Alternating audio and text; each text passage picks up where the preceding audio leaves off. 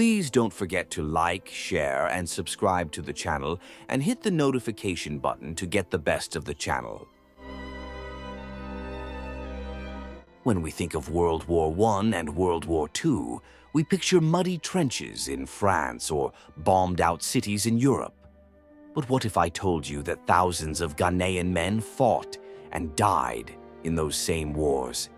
They marched across East Africa, battled through Burma's jungles, and returned home to a country that barely remembered them.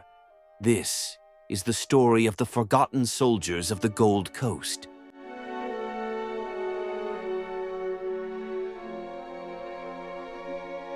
At the start of the 20th century, Ghana was the British colony known as the Gold Coast.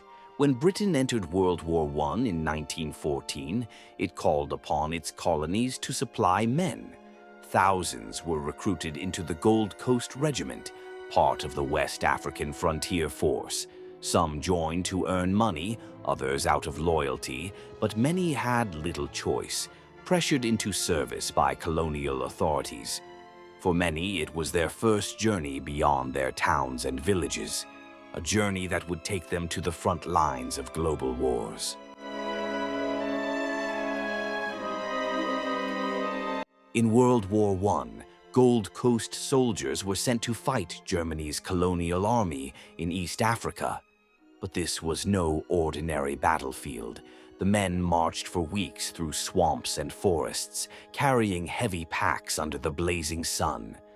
Malaria, dysentery, and hunger claimed more lives than bullets. Entire battalions were reduced to shadows of themselves.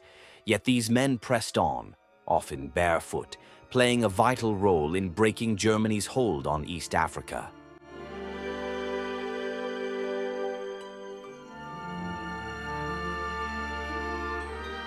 Two decades later, the world went to war again, and once more the Gold Coast answered the call. During World War II, Ghanaian soldiers were deployed thousands of miles away to Burma, today's Myanmar, to fight the Japanese.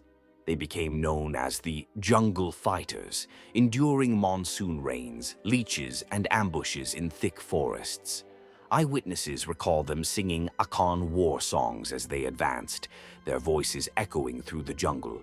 Their courage struck fear into the enemy and pride into their comrades.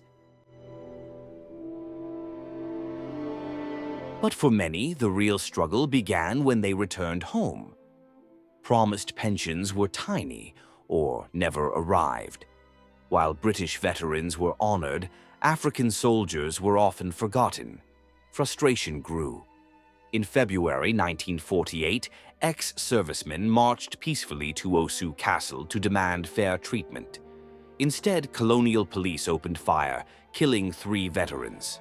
The news sparked riots across Accra, a turning point that fueled Ghana's independence movement.